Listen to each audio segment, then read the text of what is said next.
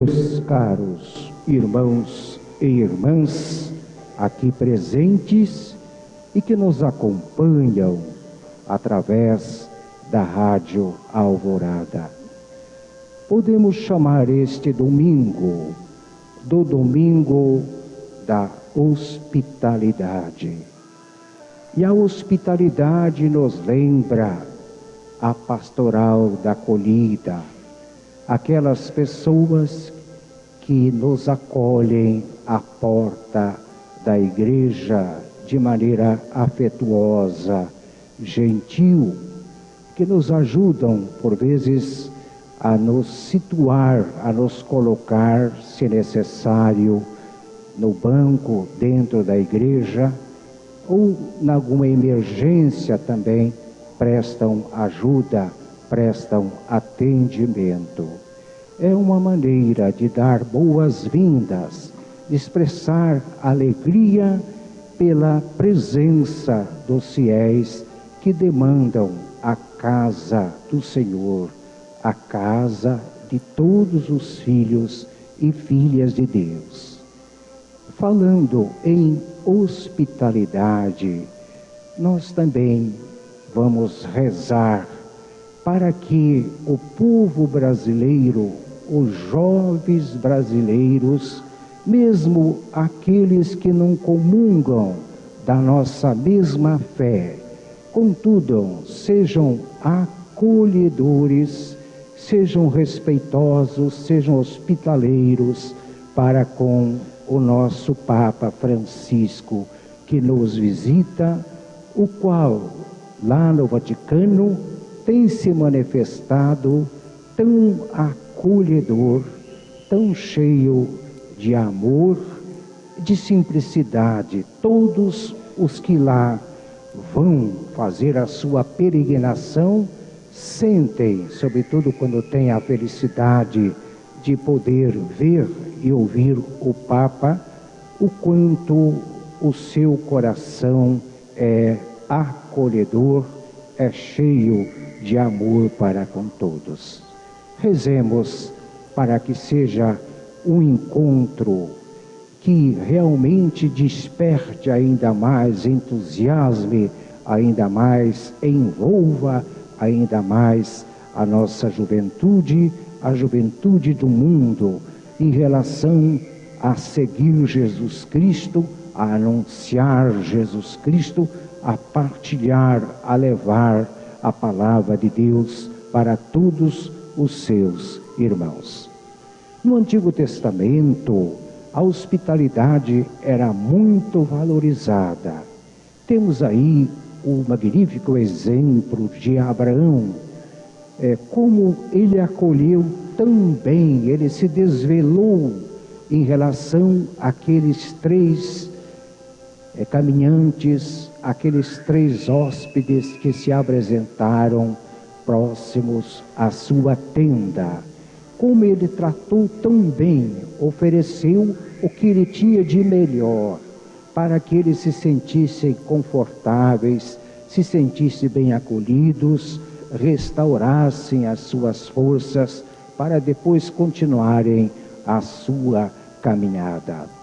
No Novo Testamento também, essa tradição continua, e aliás, hoje vemos aqui o exemplo de Marta, o exemplo de Maria, como elas acolhiam com tanto carinho, com tanto amor, procuravam fazer tudo para que o Mestre, para que Jesus se sentisse bem na sua casa. Bom, mas o grande hospitaleiro que primeiro nos acolhe é Deus. E com Ele aprendemos como acolher com o coração aberto. Além do tema da hospitalidade, hoje a palavra de Deus nos fala de duas realidades que são muito importantes na vida de todos os seguidores, os discípulos e discípulas de Jesus Cristo. Na pessoa de Marta, que era a dona da casa, acolheu a Jesus com tanta solicitude, fez mil coisas para agradar ao Mestre, procurou preparar para ele aqueles alimentos que ela sabia que eram os mais apreciados por Jesus, tudo para que ele se sentisse bem na sua casa, ela que também era sua discípula. Então Marta representa a ação, a importância da ação na vida dos cristãos. E aliás, aqui recordamos o evangelho de domingo passado do bom pastor. Então, ele soube agir, soube prestar um serviço caritativo àquele homem que lá estava ferido. Então, o amor concretamente se transformou em serviço. Por outro lado, Maria, ao sentar-se aos pés de Jesus, ao acolher no seu coração, com toda a concentração, com toda a fé e com todo o amor, as palavras, os ensinamentos de Jesus. Na verdade, Maria estava contemplando a Jesus. Ela estava no estado de emoção, no estado de alegria pela presença de Jesus, pelas palavras de Jesus. Então Maria representa a contemplação. Vamos dizer que a palavra contemplação abrange a oração pessoal, a oração da família, a oração do pequeno grupo e, sobretudo, essa grande oração que é esta que agora estamos fazendo e fazemos muitas vezes ao longo da nossa vida, a Eucaristia, as celebrações litúrgicas. Então, meus queridos irmãos, nós precisamos viver a contemplação. Claro, também aquela contemplação, seja até da natureza, de coisas maravilhosas que Deus criou e nos extasiam, nos elevam, nos alegram, nos fazem sentir a beleza, a maravilha de Deus.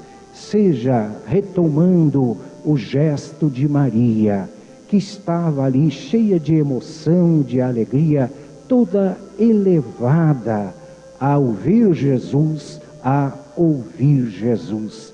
Então, contemplar não é só pensar, é sentir no coração, é sentir a beleza, é sentir a alegria nos nossos relacionamentos com Deus, na nossa vivência das nossas orações, das nossas devoções. Então, meus queridos irmãos, a ação, ela é reforçada pela contemplação e pelo serviço da palavra, pela presença da palavra. A oração, a contemplação, a palavra dão autenticidade às nossas ações no serviço caritativo para com os nossos irmãos. Dizem que uma religiosa da irmã ou da Madre Teresa de Calcutá foi até ela e disse: olha, eu vou ter que me desdobrar ainda mais no meu trabalho para poder atender a tantos pobres doentes que são trazidos aqui para o nosso hospital. Então, eu vou precisar cortar um pouquinho, reduzir um pouquinho as minhas orações. E a Madre Teresa disse: não, você vai acrescentar mais um pouco de oração. Porque para a Madre Teresa, quanto mais se trabalhava, mais era preciso rezar porque era a oração que dava o verdadeiro valor caritativo, realmente fazia com que um belíssimo gesto samaritano pudesse estar acontecendo através daquele ato, daquele gesto, daquele serviço caritativo prestado a um irmão, a uma irmã. Claro, meus irmãos e irmãs, que eu não poderia encerrar a minha pequena homilia sem retomar uma outra Maria, Maria que significa excelsa, elevada, que é Maria, a mãe de Jesus, e por testamento maravilhoso de Jesus, também nos deixada por mãe, e que nós tanto gostamos de chamar com o título de Nossa Senhora Aparecida. Claro que Maria, com certeza, foi uma pessoa muito hospitaleira.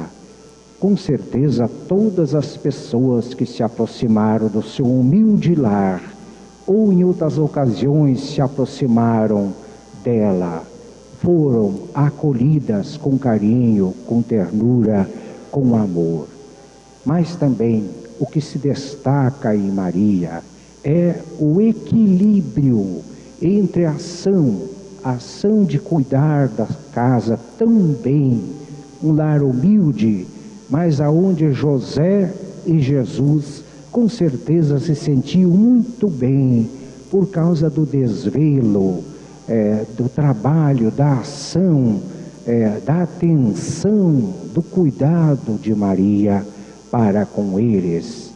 E todo aquele trabalho, sobretudo naquele tempo, não havia equipamentos, tinha que debulhar o trigo, piloar o trigo, amassar, assar o pão, e assim também em relação aos demais trabalhos, inúmeros trabalhos que um lar demanda. Mas também e sobretudo porque Maria com certeza viveu uma escuta constante, profunda, atenta, amorosa, acolhendo sempre a palavra de Deus. Porque Maria rezou as orações comuns, normais, naturais do seu povo, mas também quantas e quantas vezes ela contemplou o menino crescendo, Jesus no seu exercício, na sua missão, Jesus pregando, falando, Jesus operando milagres. Então ela contemplava como mãe, mas também contemplava com fé, contemplava com amor, contemplava sabendo que estava contemplando, que estava se comunicando, que estava se emocionando com a presença de Deus, que estava manifesta através das ações, da pregação, dos milagres, enfim, da presença do seu divino Filho Jesus.